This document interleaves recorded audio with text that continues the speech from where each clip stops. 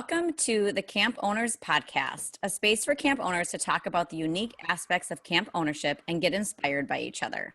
We're going to sit down with camp industry experts, leaders, and fellow camp owners to hear how the camp dream transpired for them, learn from each other, and discuss some of the biggest issues in the private camp industry. I'm Kelly Shuna, and I'm the co-owner and director of Hidden Pines Ranch Day Camp in Stillwater, Minnesota. Hi, I'm Howie Grossinger, and I'm the co-owner of Camp Robin Hood, a day camp in Toronto, Canada. If you're looking to find and subscribe to the Camp Owners Podcast, you can either find us online at gocamp.pro/COP or by searching for us in your favorite podcast app. Finally, if you're listening to this and think it would be useful to other camp owners or aspiring camp owners in your circle, please feel free to send them a note to listen. All right, Howie, here we are. This is crazy. Our last show of our first inaugural season. We thought that we would talk about our first season and how the last few months has tested us in our industry. And all of the things that we'll talk about today will be in the show notes of this episode. Yeah, it's been a wonderful first season, Kelly, and I look forward to doing a recap with you. But before we do this, we would really like to acknowledge and send our thanks to our sponsor, Camp Brain. And so here's a big shout out to them who have been our season-long sponsor. Camp Brain is camp management software that serves 1,300 plus camps. They've been doing this since 1994 with 45 plus dedicated staff to meet your every need. With core modules in camper, conference center, and fundraising, Camp Brain has all the features to meet your camp's needs. They are always innovating the software and releasing new features based on their deep knowledge of our industry. For instance, look at their new Camp Store module that was released this spring. It will be integrated with Square to provide an excellent point of sales experience, inventory management, as well as an online store. There's no doubt that COVID-19 has presented challenges to all of us in the camp industry, and it's so wonderful how Camp Brain has been so nimble to provide support as Camp Brain users deal with refunds and adjustments to the software to navigate this very challenging time. So Kelly, I know on behalf of both of us, we really want to thank Camp Brain for all their support of this program, but also of the camp industry. If you want to learn more about them, please check out campbrain.com or call them at 866-485-8885. Howie, I'm liking the word nimble in your little ad there. You know what's funny is I think nimble's one, a great word we don't use very often, but two, you think about how camp owners and directors and everyone in the camp industry has to be nimble, but I don't think I've thought about as much about, Camp Brain and software like that, but they've also had to be nimble. So I like that. And I think, I think this show is going to be about us just sharing our thoughts about everything we've been dealing with over the last several months and the whole season. But I even find generally all of our typical vendors, the people who've supplied us year in, year out with services and goods, they've all been so supportive. And if you haven't reached out to your vendors, I encourage all camp owners to do that, to let them know how you're doing and what you're up to. And I know that they're all eager to lend a helping hand to support what you're doing. So those are important stakeholders in our industry. So I encourage all camp owners to stay in touch with our vendors of all kind. Absolutely. So Howie, I don't know about you, but when I was thinking about this and looking back on when we recorded our first episode and the past 5, it feels like years ago. So much has happened and everything has changed and it's all the same, but we've changed. I don't know. It's really interesting to look back. It's kind of like when you look back at photos of your kids and you're like, where did the time go? I'm feeling like that a little bit about our little baby of a podcast here, that like, oh my gosh, we've come so far and it's grown so much. It has. And we really appreciate all the feedback and the listenership and the good wishes and support from everybody. But you're right, Kelly. Even the two of us, just the connections we've made, to be able to expand our worlds in the camping industry and connect with so many different people. It's been an amazing season, and we look forward to bringing more of this in the future. And really appreciate working with you over the last several months, and look forward to reminiscing about some of the really great moments we've had so far. Yeah, well, let's get out our podcast baby book and let's take a trip down memory lane and let's kind of go back and talk about each one and maybe things that stuck out to us or that we've reflected on since, or, also we'll talk about maybe ideas that it has transpired for future episodes. So our first one was with Steve Baskin from Camp Champions. So what stuck out to you about that episode, Howie? Well, just getting, independent time with Steve, just to pick his brain was such a treat. Steve is, by all accounts, North America wide, and I'm sure globally, has been recognized as someone who is a leader in all aspects of our industry. Him and his wife just run an awesome camp in Texas.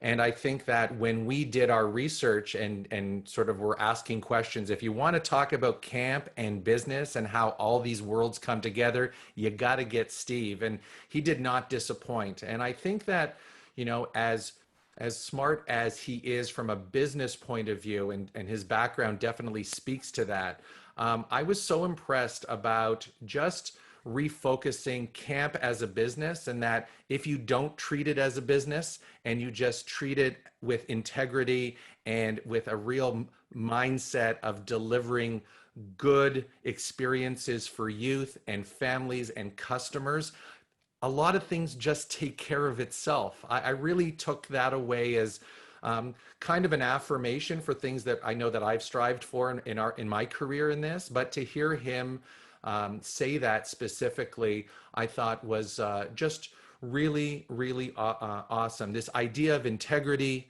and combining it with business practices. Our business is about relationships and sustaining relationships. And yes, we have to increase fees every year. Typically we have to find ways to manage, the professional relationships with the bank and the government and all these things that we do that parents don't necessarily see. But if we can do those things and still run the quality programs that we all do, you end up a winner. And I thought that he reinforced that for me. Mm-hmm. Absolutely. I would say that episode for me was like an affirmation, right? I loved his virtue cycle. For me, it gave a name to what I have felt or believe how businesses will, continue and grow and move forward. And like you said, I think it affirmed how I have wanted to run our camp, of making decisions based on our mission and our why and what feels right, and not necessarily because that's going to be the moneymaker, or always looking at the numbers and my budget and making decisions based on that. Really going from a place of, what's our mission, what's our why, letting the passion and just what feels right for our community. And then things, from there just transpire in a positive way. And like that virtue cycle, they just build on each other. Like one good decision based on passion and mission produces, positive impacts from our families and community, and things just grow and cycle. So I really like that. But I also felt like, I was meeting a camp legend for the first time, and I've seen him a couple of times since and talked to him. And I'm just really grateful for that connection. I agree, and I think that all of what you said is so true, and from your perspective too, because your camp ownership experience is different than mine in terms of the newness. I have had the good fortune of taking over from a legend in my circle of the camp industry, and that affirmation came because of just the legendary approach that I know that my father-in-law took and mother-in-law took in establishing the 60-year-old business. And so I think that camp people are just good people. When you stick to your values, you develop fans, and they support you in the community, and they're with you through thick and thin. And I think we're seeing that now during this crisis of COVID-19, as A lot of people are supporting decisions that people are making, but also knowing that they'll be there when the dust settles and we can all be safe and healthy and interacting again. Yeah, I think especially right now that it speaks to families trusting us to make the right decision for our camp and our community. And I've heard a lot of feedback from our families saying they feel really honored to be a part of our community and to be a part of, something or someone or an organization that has made really tough decisions that are in the best interest and keep their kids in mind first. Do what's best for them first, and then everything else will come along. But I think that I've also had that. I feel like I've had that affirmed lately. What Steve talked about with, like you said, it's about those relationships and values, and families are feeling that now more than ever, I think. And I think that people are recognizing, like in your case, and I know just the things that, Sari and I here have been thinking about is, leadership comes in all kinds of forms. And during toughest times, you hope you can express your leadership in a way that people truly appreciate. And I agree with you, decisions we've made, and I know you've made, have been met with, this is why I send my kids to your camp, and this is why I like to be part of your community. And I'm sure it's true for so many people listening, and so many people. This has been, a time for really tough decisions, and I think people are, in our industry are doing a great job. Mm-hmm. Yeah. Absolutely. All right. Episode 2. Yeah. So we talked with Gabe Cernov. I hope I just said that right, Gabe. And Audrey Monke. And we talked about, kind of family, work, camp ownership balance. Yeah, I thought this was a great discussion. First of all, I loved meeting Gabe and Audrey. I had never crossed paths with them. I subsequently been able to connect personally with Audrey at ACA National, which was wonderful. But boy, both of them brought just incredible perspective and just a view of how they see themselves in this really, the world of camp ownership is this real intersection of your personal and professional life. And maybe in very different ways than most professions. And so to have them talk about those things was really great. What did you take away? What were some things that stood out from what Gabe and Audrey had shared? Well, the biggest thing is I got my next job title. So when she said that she's now the Chief Visionary Officer, that for me was huge because when you think about just like what's your camp dream? And when that camp dream is realized, you obviously, will do this for a while, but you do think about what's next. Like, how long will I do this? It's not like you're not happy, right? But what will be next for me? How long will I do this? Will we sell this camp to someone else? Will our kids maybe, be the first kids to take it on? And there always has to be a transition. And I have heard that that's difficult. Yes. And for me, when she said that she had changed to be the Chief Visionary Officer, I love that. I mean, that's the piece I love about camp, like the vision, like, okay, where are we going next? Like that passion fuel of, looking forward and how can we change and be different and grow. And it just spoke to me. I was like, yep, that's it, Kelly. Like after you, have done the things that you want to do here and someone else can step into that director role more hands-on, it was what's next. So I loved that. And it will always be something that I reflect on. And it put that like, okay, that's where I'm going. That's next. So I loved that. Yeah, I thought it was great. And it also, for me, having adult children, one of whom is quite involved in camp, it sort of has allowed me to reframe sort of the role that I like to play through coaching and guidance and putting out ideas and letting very capable people run with them and pitch all kinds of cool stuff and supporting that. So I think that the fact that she attached that title to it, I thought was super cool as well. And I appreciated that very much. And I think that, and not that we want to spend the whole show, reflecting on these few months, but I think it's apropos to think about this idea of Chief Visionary Officer in the Audrey Monke perspective as it relates to how we navigate post-COVID, post, suspension or cancellation of camp or making camp look very different. It's really putting us to the test about how we reframe or vision our particular program in a time where, how much confidence will families have sending their kids in 2021 if there isn't the science and the medical support to support that. So I think that we're being tested right now to put that hat on in a very significant way, not only for the short term, but for the long term. So I think we can all give ourselves that title right now in terms of managing this for sure.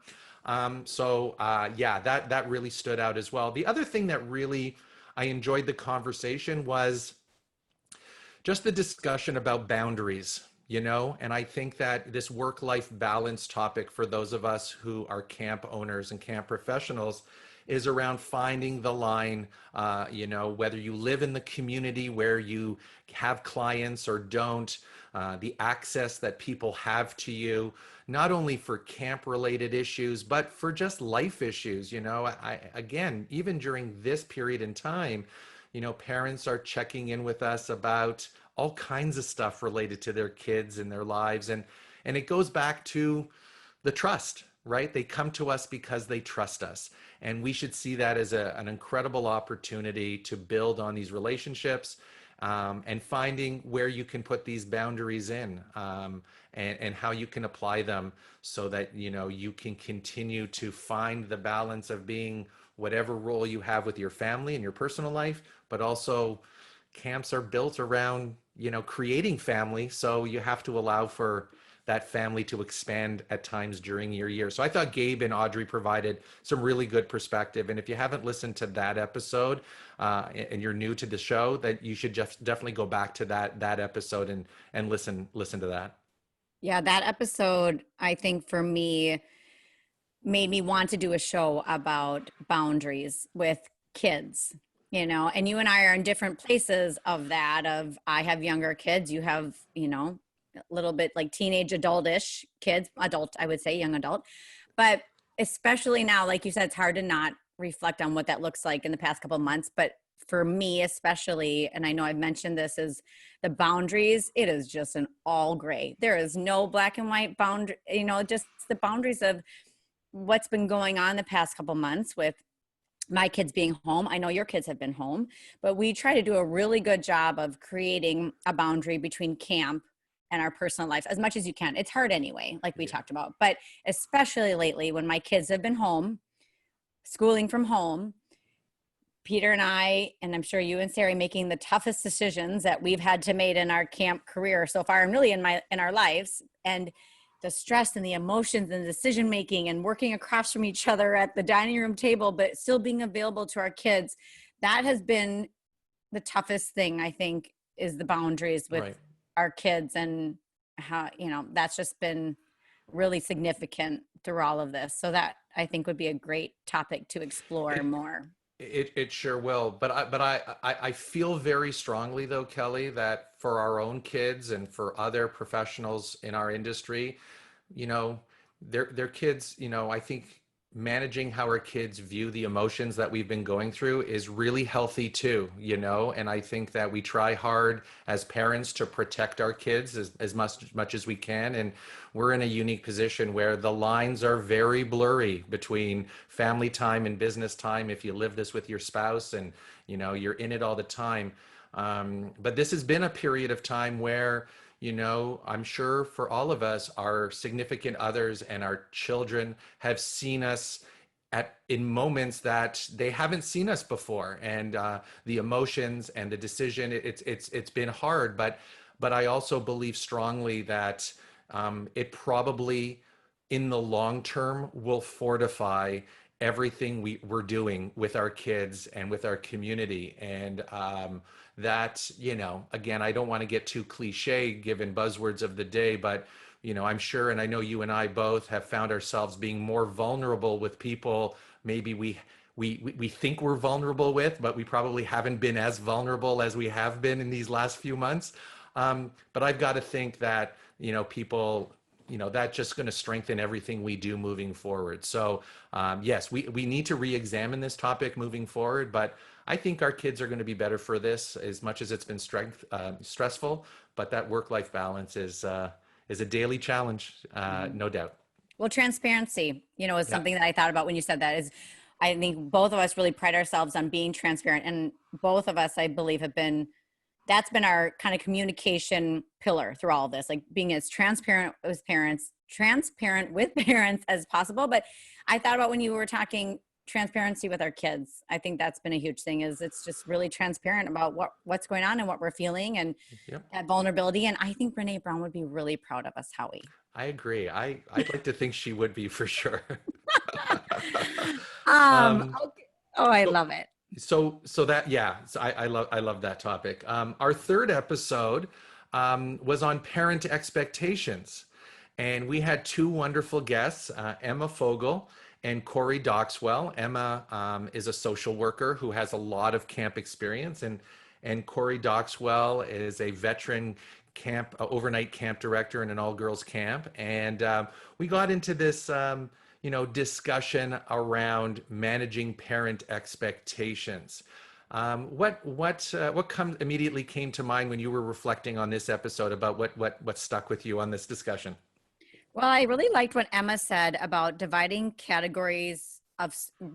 stress into categories.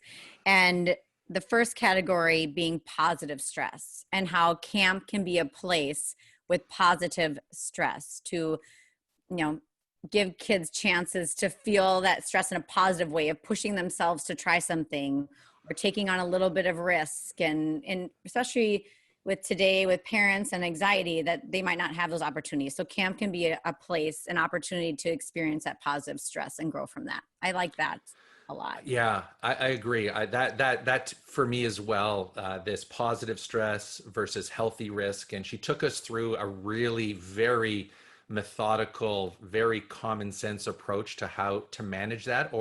And even I think, and Corey, I think, sort of accentuated this in her, through her own experience, how she uses what Emma's, I guess, theoretical approach would be to some practical discussions she has with parents.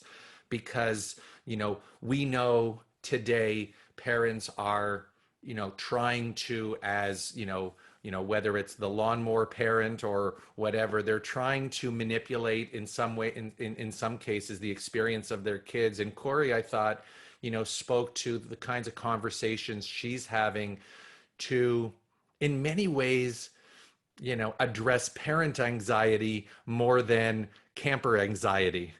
Because we know from our discussions, whether you're a day camp owner or an overnight camp owner, parents can and do project their anxieties onto their kids, and that somehow fuels sort of the interactions and the way the kids present themselves at camp. So I thought Corey addressed how she is working, and I believe she talked about her communication for first-time families and the engagement that she has with setting expectations and sort of what to look for in the first few days of camp, what you can expect from us in terms of, expectations. Of course, we know we're in that classic example of parents and pictures of camp and refresh, and wanting to see their kids, setting the expectations of when they're actually going to hear from the camp directors or senior management at camp. I think all those things go to really temper and manage what are real anxieties for parents today around their kids leaving them for extended periods of time. And when I say extended periods of times, for some parents, it's the 8 hours they're with you and I, Kelly, at day camp. It could extend to that as well. Mm-hmm. Yeah, I liked that episode. It was great to meet Corey. I think just always meeting other owners and in similar situations to us. But I also loved having Emma as a professional with camp experience. Like, I think that's one of the takeaways for me, is finding some more industry experts that also have camp experience. I just think they get it. Like, their lens is so sharp when they talk about subjects that impact camp, because they get camp. So I appreciated that perspective. So that was kind of fun to have 3 camp people and then an expert who also had camp experience. For sure. And that credibility is so huge with everyone. And to the extent that, you know, I know for Sari and myself, Emma is local to us, as you know, there are times when we can access her to talk to our parent community and bringing that perspective in. And how great is it for us to have access to her and be able to bill it as, you know, she knows camp, she knows the community, she speaks from a place of knowledge that is super credible. I think whenever we can do that and connect with people like that, it's huge for sure. Mm-hmm. Yeah. All right. Our fourth episode, I flew solo with Paul Kupferman. He works at Catalina C Camps, Yep. which, by the way, I told my daughter about that camp. She's like, oh, so can I go there next year? I was like, oh, man, what have I done? I've lost her. I've lost her to the West Coast. If she goes, I know she'll never stay in the Midwest. So I was like, I don't know. We'll have to see. I know. But, And their videos are great. Like you just have to look at their website, and the way that they go off their amazing camp is real. It's very engaging. I can see how your daughter might say, see you, mom. yeah. Yeah. I mean, well, knowing like Ross Turner and then Paul, you know, I think that's what's been really fun is meeting other industry professionals is you think about like, oh, my kids love that place, you know, just knowing what the leadership is like. It's like that little insight, right? But that was fun to talk with Paul. He has so much personality, Howie. He just entertaining. Like I could just be in a room with him and I think I would just giggle. That's how I felt at the camp association when he did that speech, or he was the emotional support friend. But one of the biggest takeaways that I had from him is, and I'd be interested to hear what you think, but how he has his counselors kind of submit a proposal about what to speak about at his training so they can submit ideas like how we would submit a request to speak at ACA. They submit a little form about here's what I'd like to talk about. Here's my 3 points. Here's what people will get out of it. And then he kind of runs like a mini camp conference at his staff training that his staff can pick topics and then his staff can lead. I loved that idea. Wow. Yes, I heard when I listened to the episode. I'm so glad you brought that up because, and thanks for flying solo on that one for sure, very capably. But I just know that, you know, that is really a cool exercise in, you know, seeing where your staff's heads are at in terms of their recognition of what other staff need or things that they found either maybe were lacking in something you did previously that they wish, you know, could have been there. But for them to actually, you know, take ownership of that in the actual delivery of staff training is, I know that I'm gonna look at ways to sort of implement that. I think that's awesome. I'm sure the results of that are really positive over at his camp. Mm-hmm. Yeah, he was really fun to talk to. Very All cool. right. Yes. Fifth So one. next one, episode 5. We had the one and only Michael Brandwine. What an honor to have Michael on our show for sure. And so generous with his time. And I feel, and I don't know how you feel, Kelly, but you know, we got sort of in many ways the gospel of Michael Brandwine in terms of just how generous he was with sharing his ideas and his thoughts on delivering and engaging our staff during this very difficult time. I really, I take, like everybody, we all take copious notes and reflect on our fill in the blanks from a Michael Brandwine session, which we all love to do. But boy, oh boy, I really enjoyed listening to Michael talk about, you know, maintaining camaraderie and community with staff while being distanced and still getting them to think about, you know, the long game of when we're back together, how can we continue to do this really well? And I thought there were just some great tips and ideas. And it was the kind of episode actually, Kelly, like where I think you sort of need to listen to it a couple times because there's just so much. I don't know how you feel, but that's the way that I felt. For sure. Well, I have learned a lesson in, you know, when I was going back and thinking about all the episodes and doing a little homework is I realized that I haven't been keeping my notes together from these episodes. So I'll have a piece of paper by me and I'll take all these notes, but they're not in my like holy binder that I keep when I go to conference sessions and take notes in. So that was something I've learned is I need to go back and listen to each one and write down my notes so they're in one place, because you do have these moments while you're talking to these, you know, the holy Michael Brandwein, who you just looked up to. And I think he's incredible.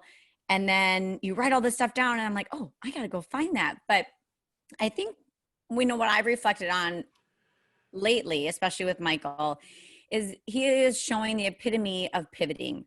Like for someone who has been an industry leader and, you know, kind of just a camp, everybody looks to him for best practice. For him to pivot and do things online was so impressive to me, you know, that he was willing to do that, and who he was and who he is still shines through. And he had so many great things to say. And what I plan to use from him for next year is the idea of, no matter what the situation looks like in the future, being able to do training from afar, like some preemptive training, and what can we do from afar to get these staff prepared. And that's one thing that I've really taken from the past few months is going forward, I will continue to do Zoom calls prior to camp, because what I have seen is those new staff are so confident down the road, or more and more confident the more we do that before they even get to camp. And I think that greatly impacts their job with campers, as you can see the counselors that right away are confident, and you can see the ones that it takes them a little while and then they blossom. And I think, gosh, what if they could be blossoming before they get to camp? So they walk in here and it's hard to tell who's a new staff and who's a returner, because we've established these connections online and through Zoom.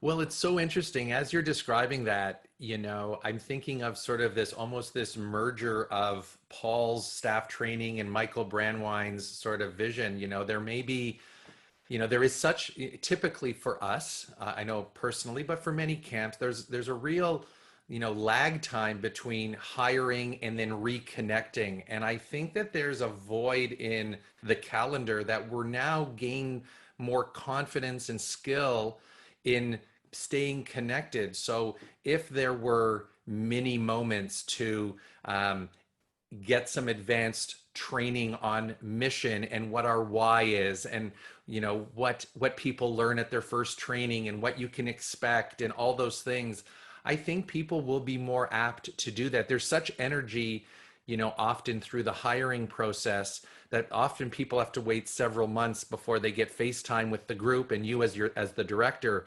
I think this whole period of time, and Michael, I think, emphasized the fact that we can really, really start to be much more frequent in the engagement with our staff and getting them to think camp while they're thinking of other things during their year. And it doesn't have to be overload, and it doesn't have to be a test necessarily. And I know that, you know, there's all kinds of ways to do it, but it's just engagement, you know. And if you're anything like me, Kelly, like the feeling I got over this last several months of just seeing the faces of my team and being able to just see in their faces how engaged and concerned they were for us, but also for camp, just reaffirmed that they have a love for our places, our camps, that it's hard to put into words. They just, you know, they get attached and they want to do good for us. And we need to stay connected and find even more creative ways to enhance their skills as well. And I think campers too, Howie, you know, is how can we connect with campers throughout the year? Because for us, it's like camp is on. Whoa! You know, like it's our world. It's everybody's world. It's camp, camp, camp. And then it stops. Yeah. And I'm a little, you know, you're like, oh, okay. And everything's quiet. And then, all right, camp's on. So how do we keep that engagement year round with the campers, which then I think too will help us retain staff? Like, you know, I'm always thinking about, okay, how can I like get them thinking about camp before I have the big ask of will they come back? So like I did a Bonjoro video for each one this year in a spot that reminded me of them of camp. But how great would it be to do maybe once a month check-ins with campers and staff? So then that spirit of camp, it's felt throughout the year.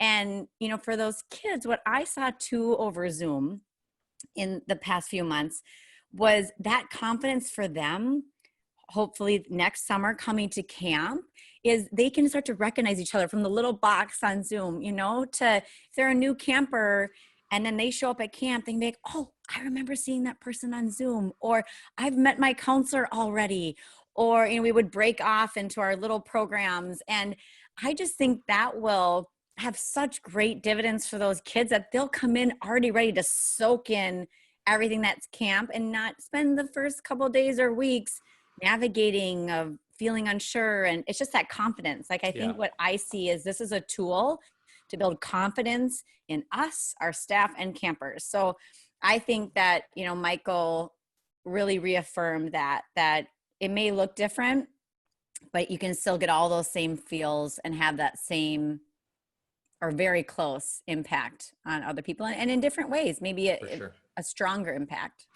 Yeah, you know, at our overnight camp, my business partner, Saul, just has been in the aftermath of the decision of cancellation of overnight camp. He's hosting age group specific Zoom sessions called AMAs, Ask Me Anything. And he's having campers of a certain age join at a certain time. And we're culminating with our CITs and a parent group. So you never know how, and he's been really feeling good. I mean, participate. We're not evaluating the session by the number of participants, but by the quality and the feel that it's been generating. And he's been really enjoying these opportunities and the access campers have had to him. But there are so many applications throughout the year for things like that you know, I look forward to exploring. And you and I are very hands-on in our directorship of our camps, right? We're dressing up and, you know, we have young kids at camp and they enjoy seeing us in this way. And I'm sure we'll continue to deliver that. But this is a great opportunity for so many other people in our organization to have FaceTime with our campers and families as well. So boy, oh boy, Michael just delivered the goods in that session. Yeah, and so many great things moving forward. We talked a little bit about that. Is where will we go from here? Like, what will next year's podcast look like? And I think we have a lot of great topics that we've talked about, but I think something we both agree on too is we love to hear from other camp owners and listeners and directors about what they want to hear, or even who has stuck out to them in this time as a role model, as a mentor, as a leader, and, you know, bringing that to our podcast for the future and highlighting some of that. Because I think a lot of great things have happened in the past couple months in that avenue of connections and mentoring and just being there for each other during all of this. Well, Kelly, I mean, you've been hosting on Camp Mavericks, you know, an aspect of Go Camp Pro, these wonderful town halls, these sessions weekly for many camp directors and owners to check in. I've had the opportunity to join in for several of them, but, you know, you and I, and you facilitated some really great conversations about the trials and tribulations and the decision making from, you know, camp directors all across North America. And I think, you know, it's really, you know, spoken to us and to me, I know, about how connected we all are. And our issues we're facing are not unique to us. And to hear another voice on how people have navigated things in light of their own jurisdiction, rules, guidelines, you know, clientele, they all, you know, sharing this stuff just makes us all better. And I think, you know, kudos to you for facilitating that, because it's really sort of opened, you know, an opportunity for us in this show moving forward to draw on these connections for people to reflect on how they're doing and give some really great insight. So boy, oh boy, you know, when we think about topics, we're open to all of this. And I think if you're okay, Kelly, I just want to encourage everybody, if anyone has any future topics for season 2, which we're excited to share with you, that we'll be back and looking forward to reconnecting with all of you. But potential topics and I'd like to just ask all listeners to get them to us via email, and you can reach our producer, Matt at gocamp.pro. Feel free to send him all kinds of ideas. If you have a guest suggestion, we're open, and we'd love to just expand our circle as much as possible.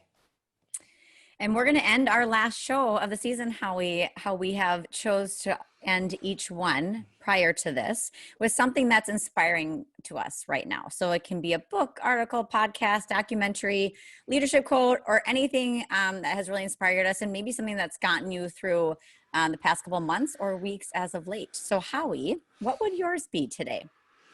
Well, I think that these last few months, and no need to reiterate how challenging they've been for all of us, and I think I would be remiss. I think we would be remiss if we also didn't mention the challenging times our world is going through about understanding of everyone, and that change in our world is necessary, and more tolerance and inclusion and respect is more necessary than ever.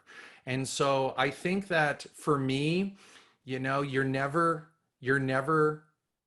short on taking an opportunity for better understanding of what communities and people are going through. And I got this book recommended to me, and there's so many resources out there to understand how minorities are feeling and how people who are marginalized are going through in their daily lives. And this book is very well read these days. It's called Between the World and Me by Ta-Nehisi Coates.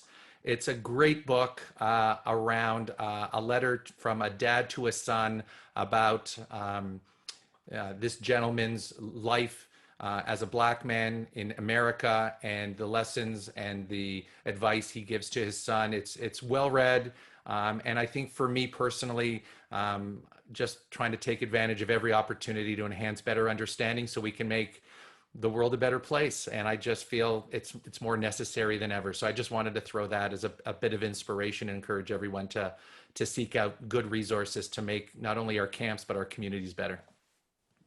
I love me a good book, Howie. So I wrote that down. So thank you.